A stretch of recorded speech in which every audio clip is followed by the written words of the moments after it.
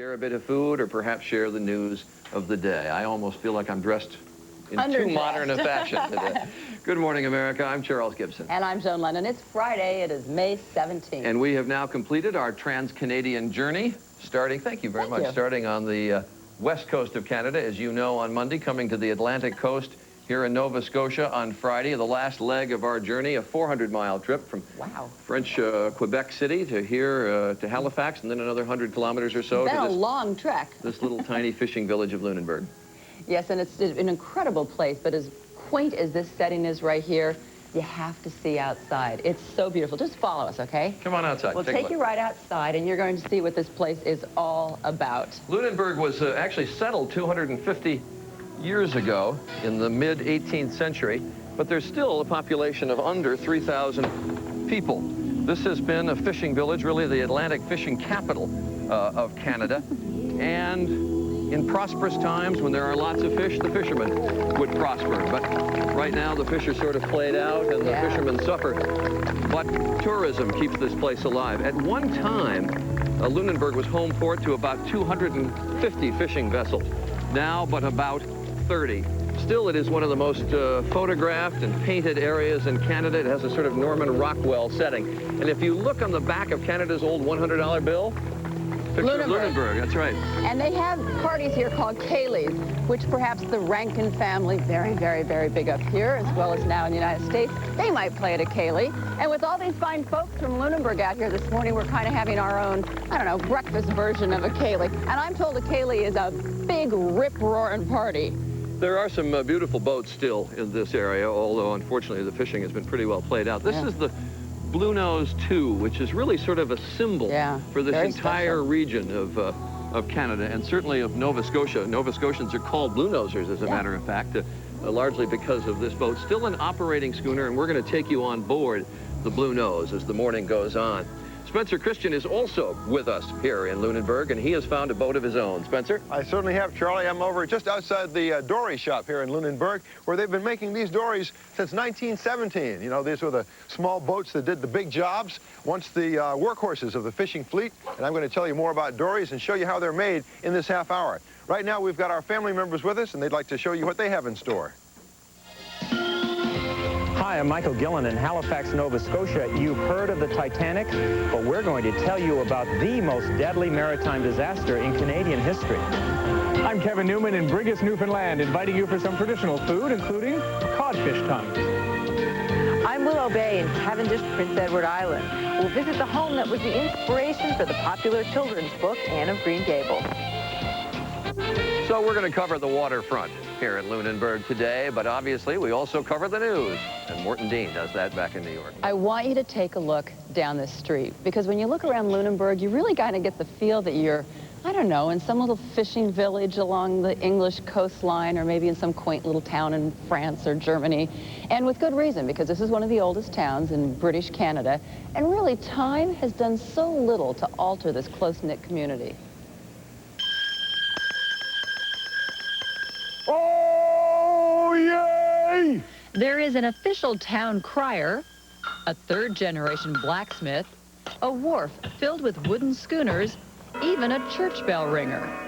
The tiny port town of Lunenburg in Nova Scotia, Canada, exemplifies the wisdom of the old adage, the more things change, the more they stay the same.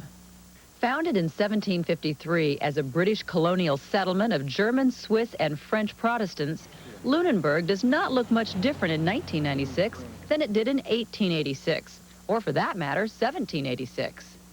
It is that age-old charm that recently prompted the United Nations to honor it as a World Heritage Site, one of only 2 in North America. The architecture of Lunenburg remains intact from 1753-55, during the first couple of years of settlement, right up to the present day. St. John's Anglican Church, where the bell rings every Sunday, was built in 1763.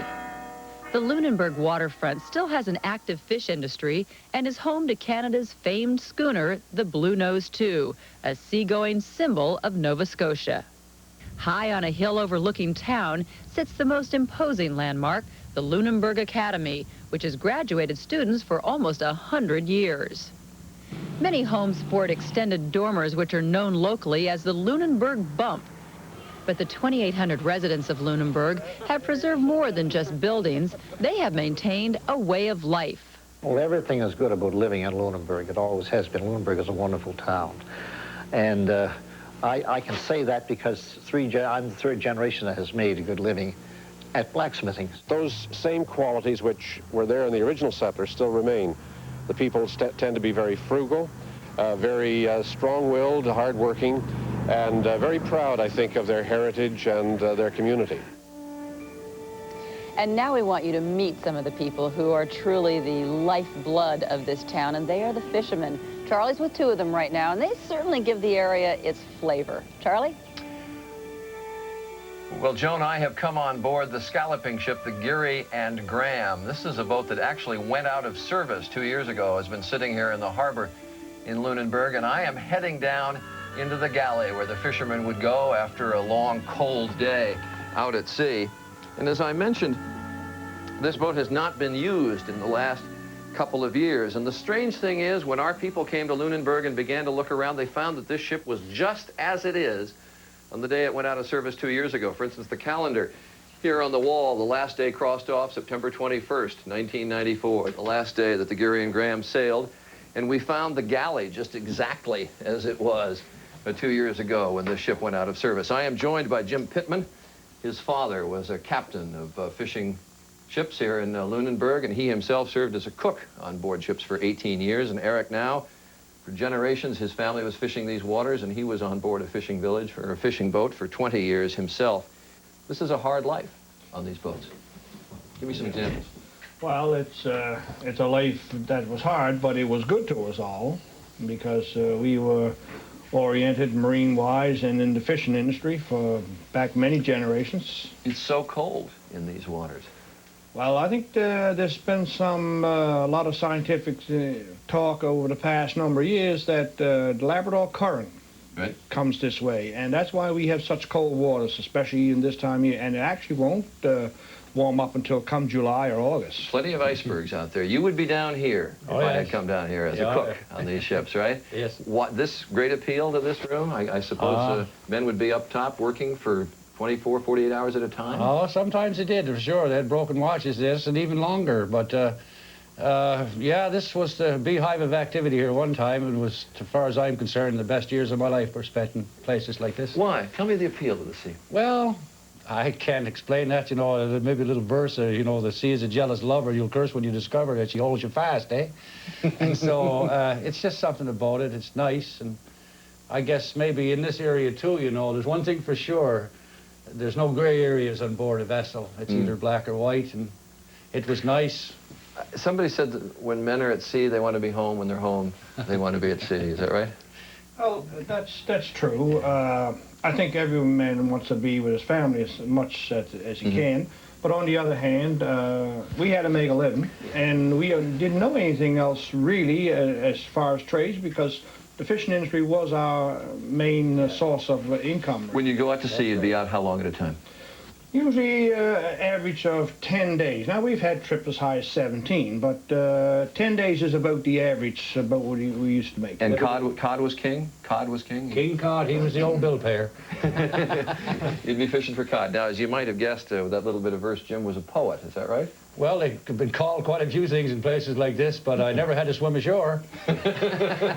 You wrote, I gather you wrote a little verse about your last voyage? Yeah, it was. Yeah? It was our last trip down north. I should say up north, but we always said down north. So it was up on the Davis Strait in the ice, and we're our last turbot trip. And you know about turbot now, for sure. But anyway, it's a little bit of a one. I guess it's the way I feel. I say, now, you may search this wide world over, but you'll never find the rover who fancies being held fast along the shore. For he's been badly bitten with a fishing curse he's spitting. Sure, he'll always want to wet his trawl once more. You know. The water's now so fished out. There's limits now on what can be brought in, and the size of the fleet so much smaller. Will the fish come back, or is this a dead industry? No, it's not a dead industry. I firmly believe, and I'm very optimistic that I'm giving it like 4 or 5 years. I'm not saying it'll be back like it was like 15 years ago, but 4 or 5 years is going to have a good comeback, I'm sure. Well, I hope so. Jim Pittman, good to talk to you and hear the verse. Eric Now, thank you very much.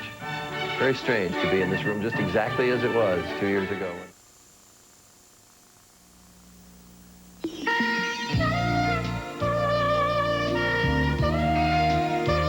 Good Morning America's Canadian Adventure, The World Next Door, continues live from Lunenburg, Nova Scotia.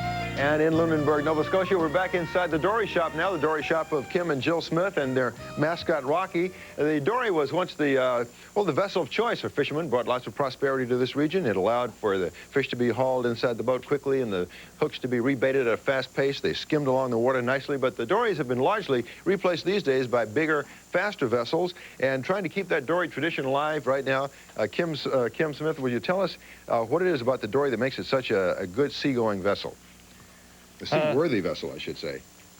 Well, it's the shape of it that does it. It's well, apart from being sturdy and well built, it's the shape of it allows it to slide down a wave safely without digging its bow in or without broaching to. It can settle down a big wave safely, and that way you can ride out a good gale of wind. They make different types of dories in different regions, I understand. Now, is there a particular style here in Lunenburg that's different from the others? Yeah, well, this is unique to Lunenburg. This style. There's 12 different sizes of the same style, and one of the things that makes it unique is this frame structure. We call it a knee, and it's made out of the root of a tree. Now that's laboriously dug out of the ground, and sawn in the shape. You can see how it would form the framework of the Dory, and you might be able to quickly get a shot of how that grain runs around the corner. Oh, yeah. And it's the strongest, most rot-resistant part of the tree. Okay, well, you're the Dory maker, but we also have Jill, the sail maker, here, so I don't want to talk all this time with you. Let me bring Jill in here and ask you to trade places here. And Jill, tell me about your particular sails here. They're all handcrafted, right? Right. What makes mine a little bit different than usual these days is that I do hand sew my own rings in and do leather work. This is for a boat that's outside here with a bowsprit on it. It's a Friendship sloop, 26 foot, and this cost about, $2,000 or so. So much of what goes on in your industry, sailmaking, is done by machine these days. Are you trying to keep this handcrafting tradition alive? Yes, that's the main thing about our work is the traditional. I sell brass hardware and, canvas duffel bags, and that's the main thing. Well, folks, it's been a pleasure being in your shop this morning. Thanks for having us in. Come on back in here, Kim. And Rocky's out of the shot right now. Rocky's really the boss around these parts. He keeps things moving here. We're going to continue. We have a lot more to show you from Lunenburg, Nova Scotia this morning. Stay with us as we continue our Canadian adventure here on Good Morning America.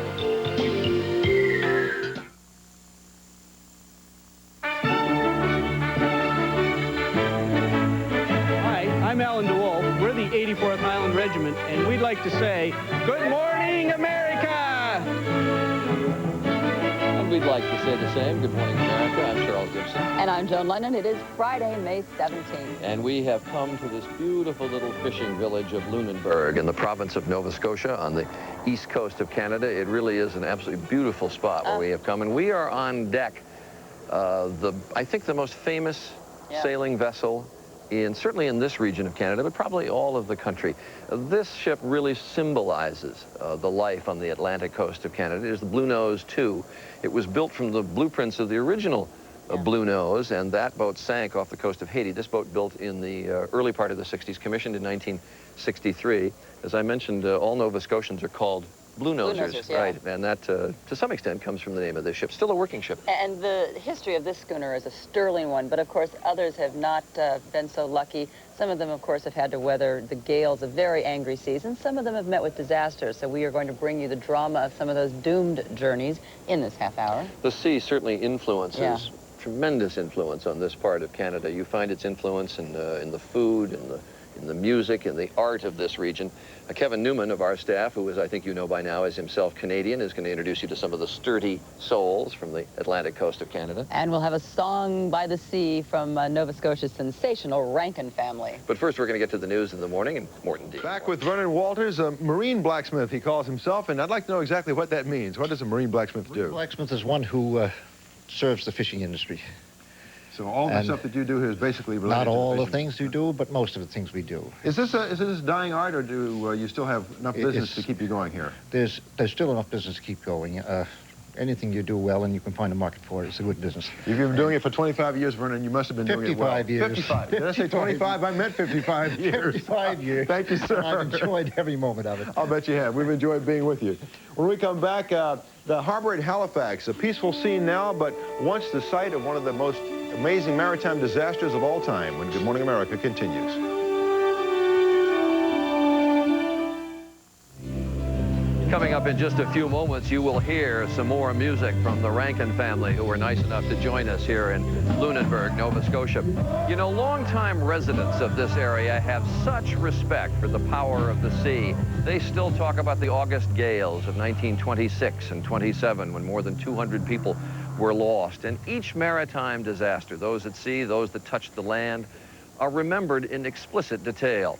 Now, Halifax is the capital city of Nova Scotia, and that city has played a role in some of the most famous maritime disasters of all time, as our science editor, Michael Gillen, explains.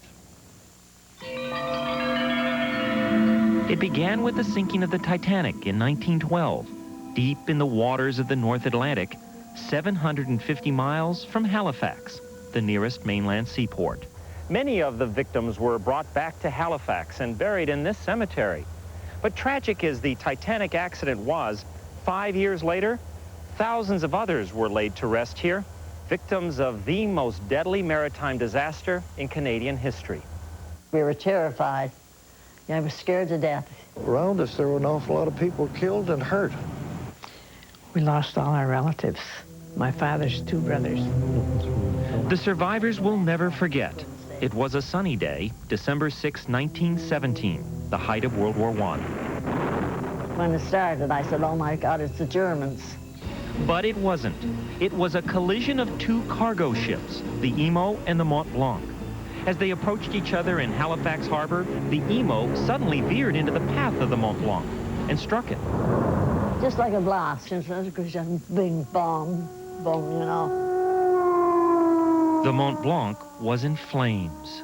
I was looking out a window at this ship that was on fire, and all of a sudden it happened.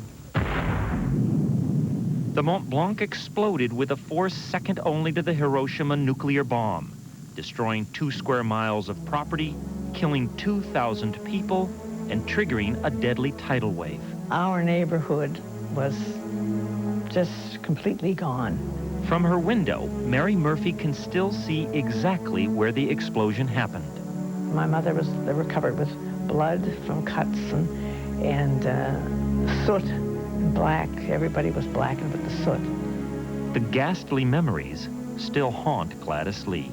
When we walked, we saw the houses were all burning and people were dying, and it was terrible, a mess. It was an awful thing. Eric Davidson was a 2.5-year-old baby looking out the window near his crib. The last thing he saw, or will ever see, was that terrible explosion. The glass broke in on my face, you know, and it knocked me down, of course, and I lost my sight right then. The houses demolished by wind force and fire, but these houses survived. Today, tour guides like Blair Bede, Gladys's grandson, show visitors the rebuilt city, the memorial, and explain what most people didn't know at the time. The Mont Blanc explosion leveled Halifax with such power because it was a war supply ship loaded with TNT and other munitions.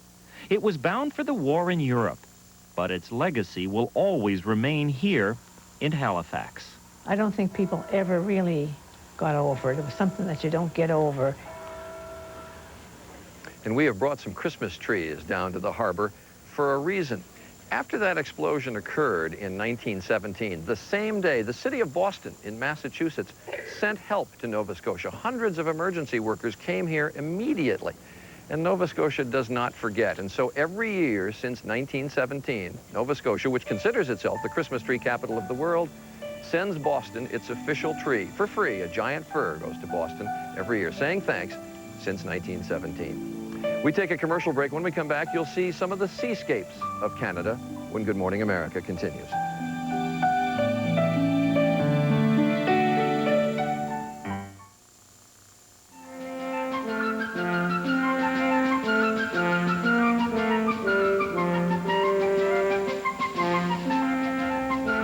am at the Fisheries Museum of the Atlantic, which is really rich in the region's lores and legends. Now, each of Canada's Atlantic provinces has a unique culture of its own, but the one thing that they, of course, all share in common is the sea.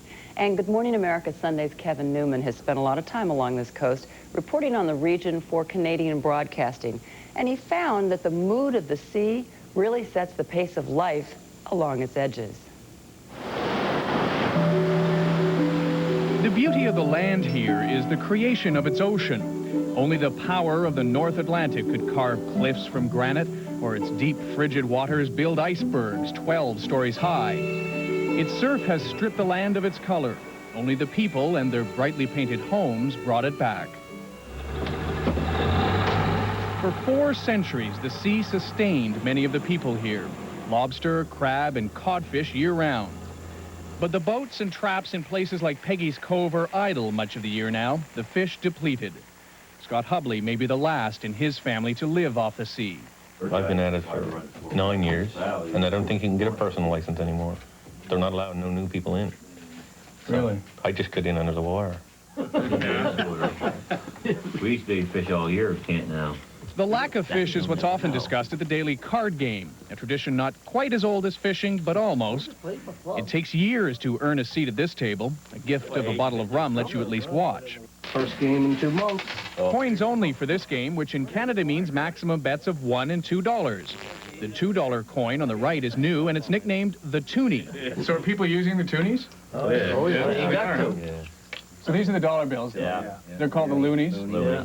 So these are the Looney Toonies? Yeah. What a country, huh? Yeah.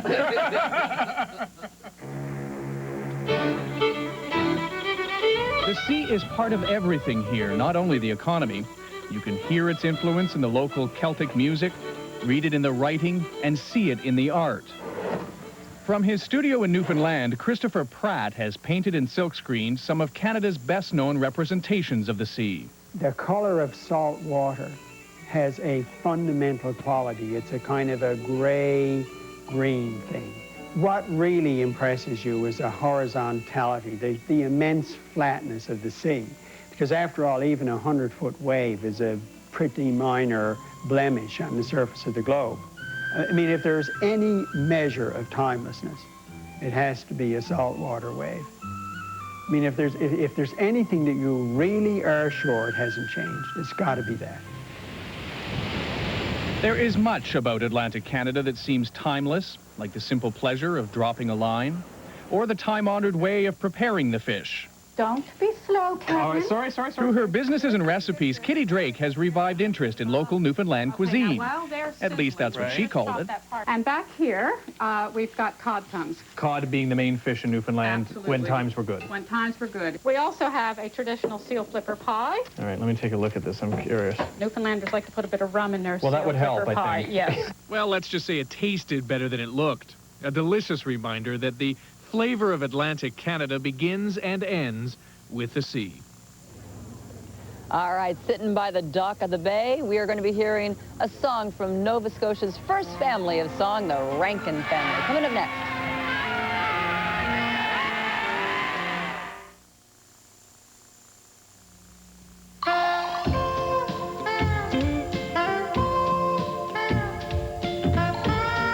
Live from Lunenburg, Nova Scotia, Good Morning America's Canadian Adventure continues.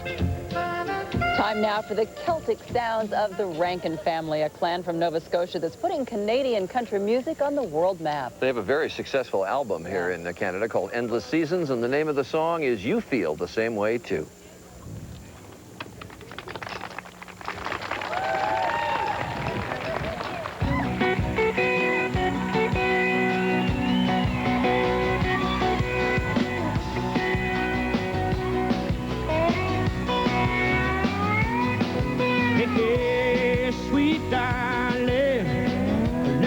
Go dancing tonight.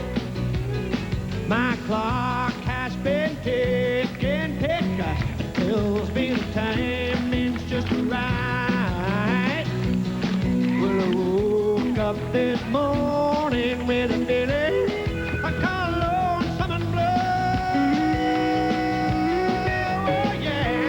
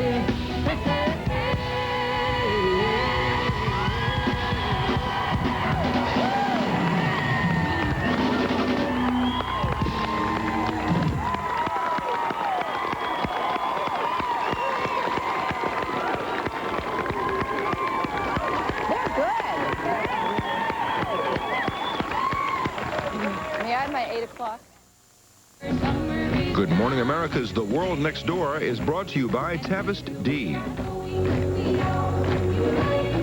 I love this music. It's really nice sound. Great. Yeah, when we come back, some more tales of the sea, the scientific phenomenon that you'll find at the Bay of Fundy right near here. And one of Canada's hottest exports, Jason Priestley from Beverly Hills 90210. So we'll have a lot more from beautiful Lunenburg in Nova Scotia.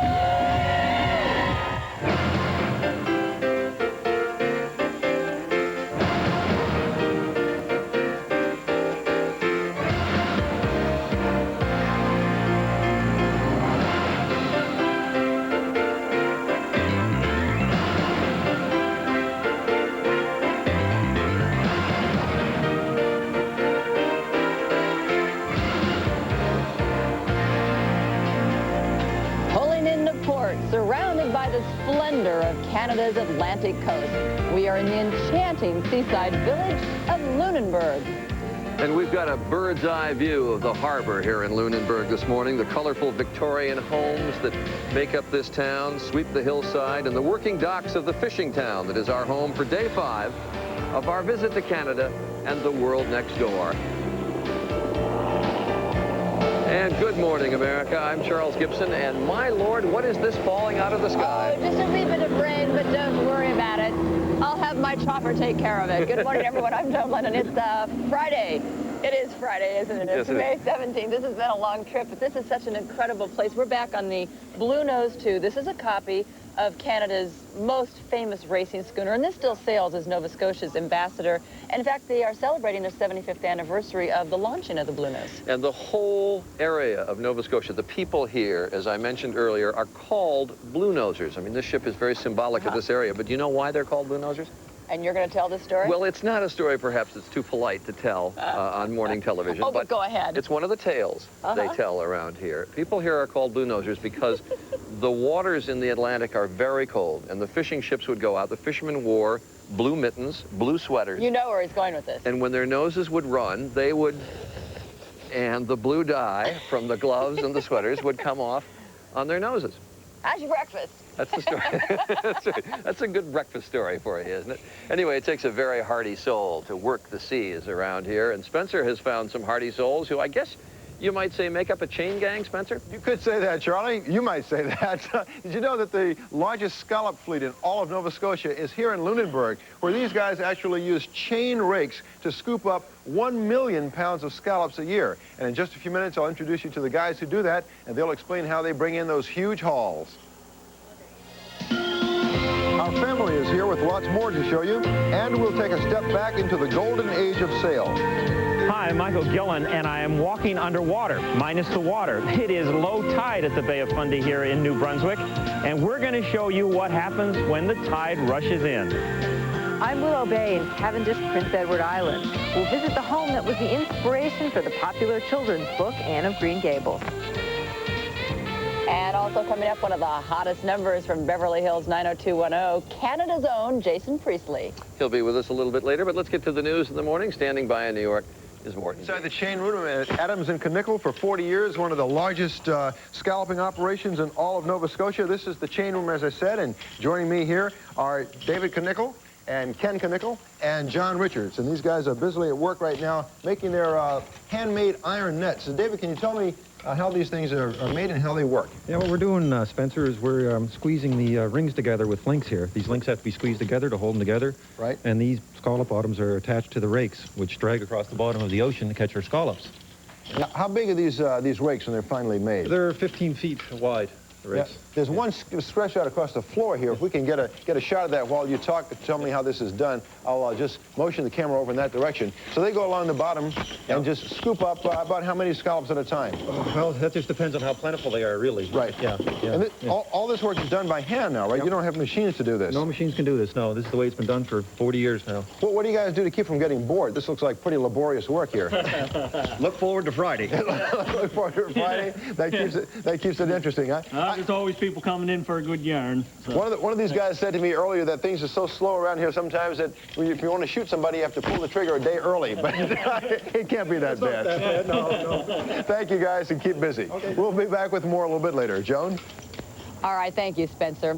The ship that we are aboard right now is not just any sailing vessel. It is the Bluenose 2, the successor to a boat that holds, I don't know, a special place in the heart of almost every Canadian. And in a moment, we are going to be talking with its skipper, also with a sailor who crewed on the original Bluenose and survived one of its most harrowing journeys. But first, let's take a look at the legacy of the Bluenose name. It's one of the most enduring symbols of Canada.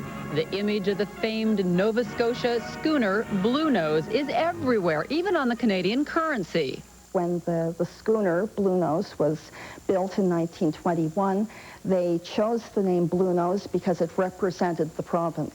Bluenose was a fishing vessel that was also built for speed. During the 20s and 30s, Captain Angus Walters led it to numerous North Atlantic sailing championships, and in the process, a place in Canadian history. It brought a great deal of attention and pride because of the success in fishing and racing and the success of the tours in the 30s as well. Unfortunately, the schooner came to an end when it hit a reef off the coast of Haiti in 1946. Almost 2 decades later, in 1963, a replica, Bluenose 2, was built in the same shipyard by some of the same workers with the same design. Today, it is docked in Lunenburg Harbor, but the tradition does not end there. The captain of the first Bluenose was Angus Walters, who is my grandfather, and so I feel quite proud to be captain on Bluenose 2. Even though Captain Walters and his crew on the Bluenose 2 are out of the racing business, they still feel the honor of carrying the name. Bluenose is important to Nova Scotia. It represents a point in history in this province and in this town. It demonstrated that the ship designers, the ship builders, and those who fished and raced were the best. And with me right now is Captain Wayne Walters and Clem Hiltz, who, of course, crewed on the original Bluenose. But this ship is very, very special. I know. First of all, how big is it? This ship is 161 feet long, weighs 285 tons. We carry about 11,500 square feet of sail. And a crew of? We have a crew of 16. What makes a schooner a schooner? Is it just the design? Well, it's actually the mast. The foremast is slightly shorter than the main. No matter how many masts you have, as long as the foremast is slightly shorter than the main, that denotes a schooner. Now, this ship was actually built in the same harbor. It was built by a lot of the same workers that worked on the original. How is it different from the original? This vessel was built slightly different. The interior is different because we don't carry fish, we carry people. Yeah, I've been down there. It's pretty nice down there. It's laid out for beautiful dark wood and all that, yeah. Yeah, and a lot of the materials are different. The sails are made of Dacron, so they'll last much longer. And our ballast is iron instead of stone, so we have a lower center of gravity. And even the bottom paints are different. Well, if the bottom paints are different, because I hear that makes it go faster, so does this go as fast or faster, or could it possibly go faster than the original? Well, we like to think she's as fast, but you'll never know unless you put them side by side, of course, in the same conditions. You were there on the original. Tell us about that spring night. How old were you, first of all? Because how old was I? Yeah, how old? 15 years 15 years old, yes. And you were the toter on that. Yep, and the captain was Captain Angus Walters, his grandfather. That's your grandfather? Yes. All right. What happened that night?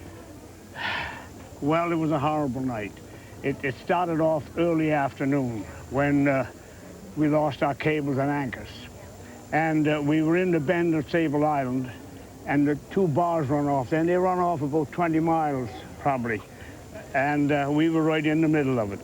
And how many, did everybody survive or did some die? No, everybody survived, but Everyone none survived. of them had any hopes of surviving. Ah, but of course the Bluenose went down, I believe, off Haiti, right? The coast Yes, of the Haiti? south coast of Haiti in 1946. But the legend lives on right here on this vessel. Thank you so much for letting us come aboard this morning. Well, thank you. We'll be back.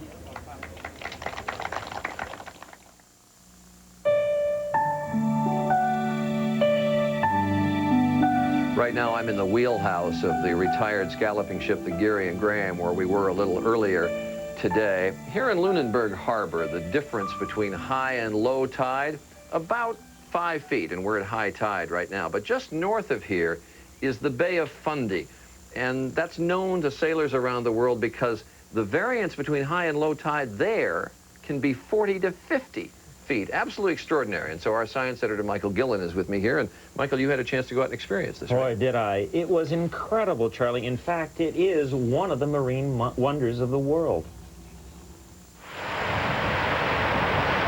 In some ways, tides are like living, breathing organisms, and nowhere is that more obvious than at the Bay of Fundy. When the tides here inhale, the bay fills with water, 10, 20, 30, up to 48 feet high. And when the tides exhale, the bay empties out, revealing hidden wonders like these gigantic rock sculptures at Hopewell Cape, New Brunswick. At low tide, I walked among them with Harry Thurston, a biologist and poet who's lived here all his life. These tides are awe-inspiring force of nature, as you can see here. They've created this landscape. They carved out this arch, made these whimsical flower pots. They're just constantly eroding and reshaping the shoreline of the bay, and they have been for the last 7,000 years. Tides are common all over the world, of course, driven by the gravitational forces of the sun and the moon. But Fundy's unique funnel shape goes from wide to narrow, so that incoming water has nowhere to go but up, producing the highest tides on the planet. So powerful they force rivers here to reverse direction twice a day. And that's not all. The real power of the tides is in their ability to create life. They drive this whole ecosystem. You might say that the tides breathe life into the bay, and there is no better time to see the source of that life than during low tide, when you can literally walk on the bottom of the bay. Now, this mud is full of nutrients. It's like the herbs at the bottom of the salad dressing. Now, here's what happens every time the tides come in and out. The agitation fills the bay with nutrients, and they, in turn, attract all kinds of wildlife, from birds to fish, all the way up to whales. The abundance in the bay is incredible, Michael. And we're going to lower this drag over the side, drag it along the bottom, bring up what's on the bottom, show you. Oh, my goodness. Look at this, Michael. Crabs, sea cucumbers, sea urchins, sea stars. Purple sea stars. There are few places on the planet that support life in this abundance, and it's all because of the Fundy tide. 4 centuries ago, the Bay of Fundy's fertility is what caused the Acadians to settle here. This is where modern-day Canada started, and the tides have been a life force ever since. Just to be in tune with this tidal cycle, these rhythms of nature, the coming and going of the tides, it's a spiritual thing. Michael, I'm very struck to hear that fellow you talked to say this is not just an oddity. Yeah. This really has an effect on the life of the area. You know, people around here say they don't even need watches to know what time of the day it is, because they can tell just by the height of the tides. When we were out there, we always had to be worried whether we were going to be stranded by the low tide and so forth. You know, I find that fascinating because, you know, you hear people talking about astrology and how the stars are supposed to control our lives. Forget that. I mean, here, genuinely, the moon and the sun, which affects the tides, do control lives here in a very real and celestial way. So it's not only physical, it's spiritual. When you have that much water coming in, going out. Could you harness that power? Yes, you could in principle, you know, and there's a whole debate going on right now whether they should or not. They're very worried about tapping into that power because clearly everything here depends on the tides, the ecosystem, the lives here. There's debate going on, but they're moving very, very slowly. It'll remain to be seen whether they're going to go for it. When I was talking to Michael earlier, it was interesting. He was saying he was so excited to go there because as a physics teacher, you have been teaching the tidal movement in the Bay of Fundy. For years. It's a great illustration of the power of the moon and the sun, and I finally got to see it. It's great. All right.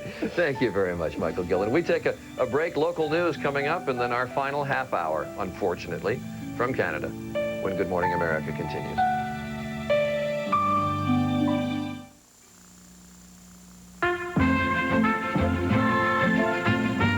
I'm Chief Brent Crowers of the Lunenburg Mahone Bay Police Service, and we'd like to welcome you to Lunenburg, Nova Scotia. Good morning, America!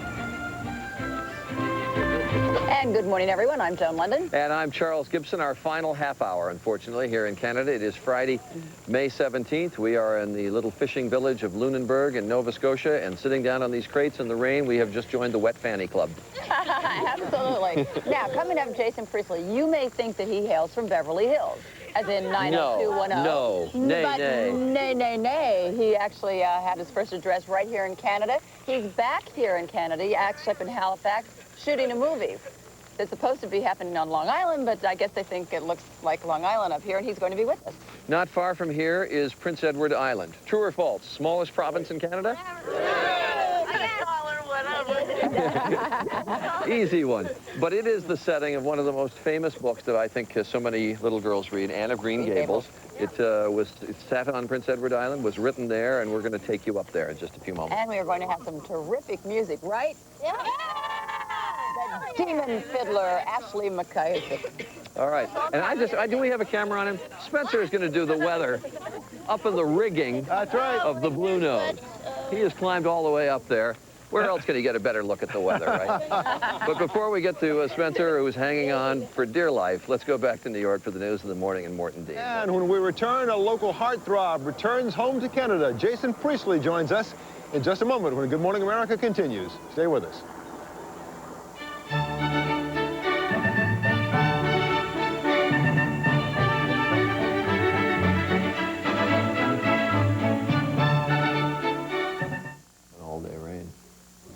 Well, Jason Priestley doesn't really come from Beverly Hills, even though he's one of the hottest numbers on Beverly Hills 90210, but he actually hails from Canada.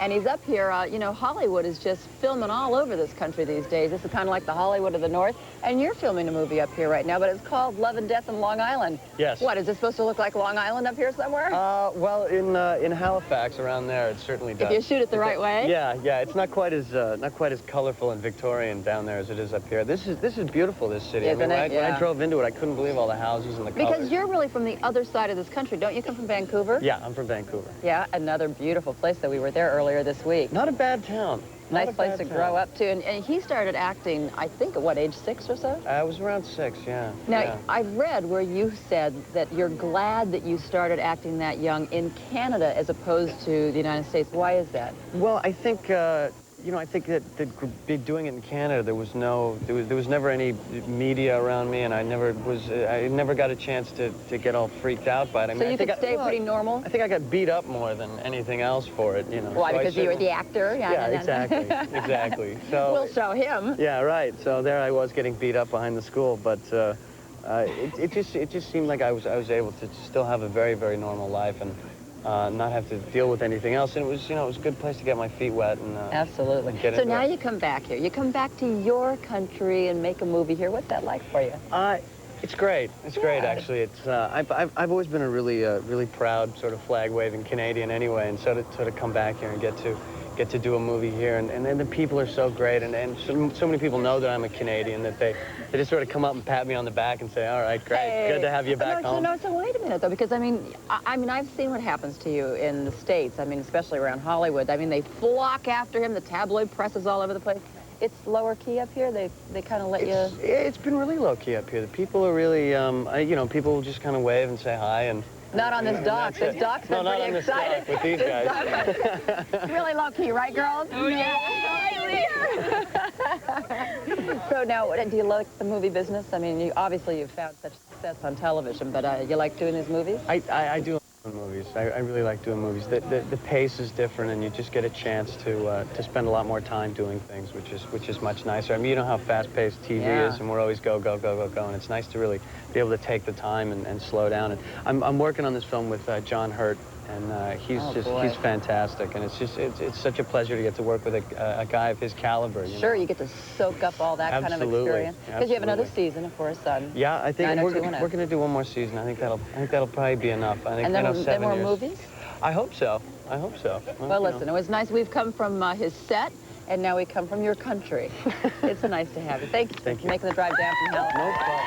We saw it all night long on the movie, so it's really nice. And we'll be back in just a moment.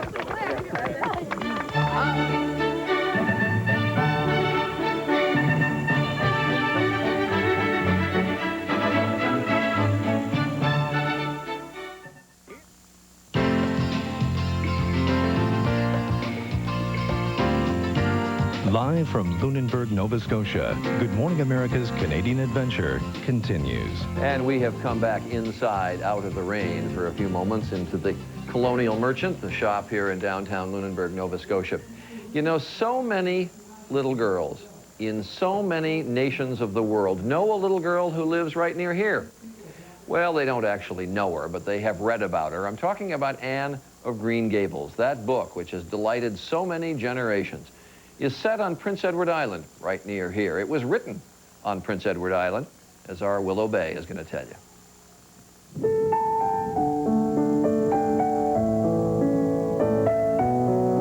What a splendid day.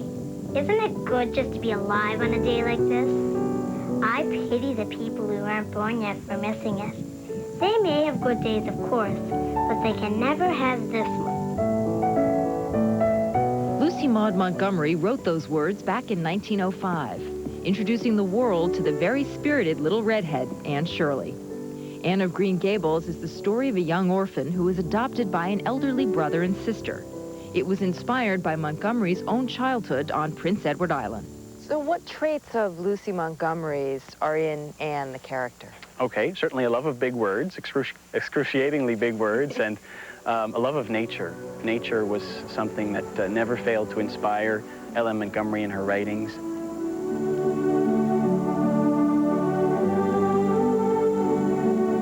A relative's house she visited often as a child became Green Gables. Today, its rooms are decorated just like Montgomery describes in her book. 300,000 tourists visit each year, and surprisingly, quite a number of them are Japanese. As schoolgirls, they read Montgomery's books and become fans of the outspoken, free-spirited Anne. As young adults, some of them even travel to the house where Montgomery was married to exchange their own wedding vows.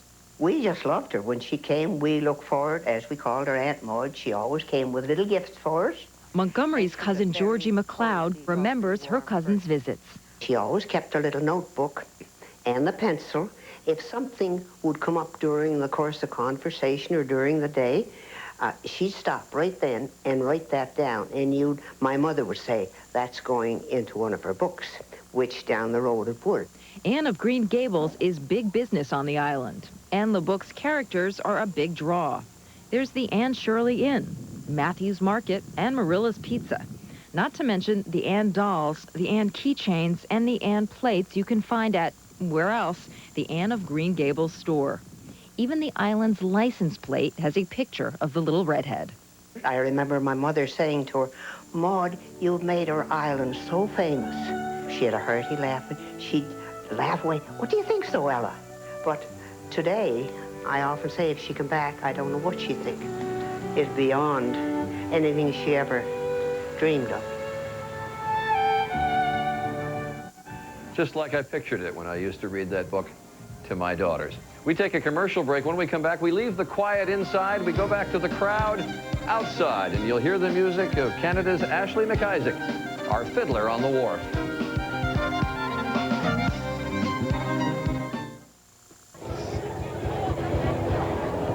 Our next guest is Ashley McIsaac. And Ashley McIsaac is really a fiddler with a difference because he is doing some very, very new things with some very old music. It's really Scottish Highlander music. You actually hail from nearby Cape Breton Island, right? Correct.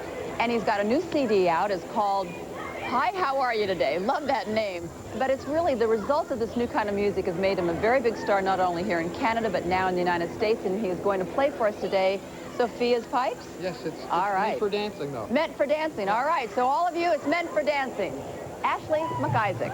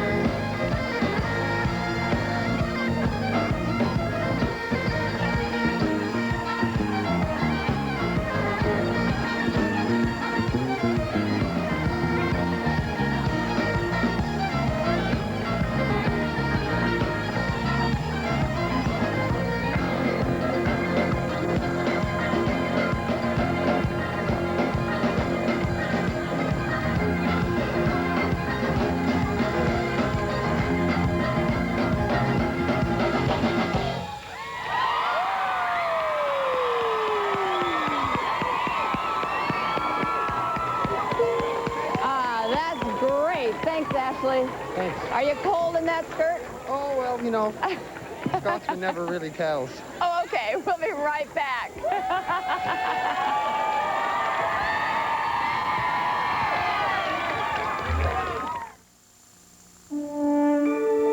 Good Morning America's The World Next Door is brought to you by Delicious Slim Fast. And we're starting there with the young crew of the Bluenose 2. Everybody wave.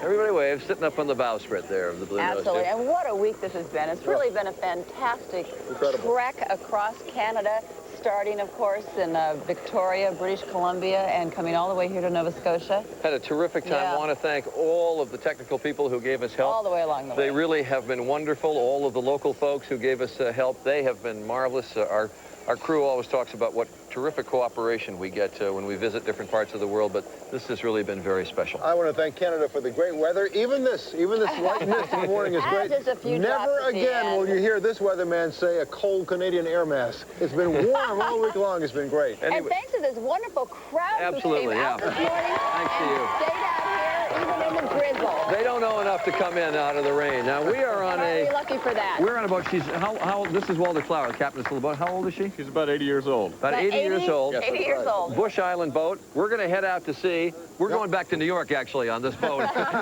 We'll see you back in New York on Monday. Listen up.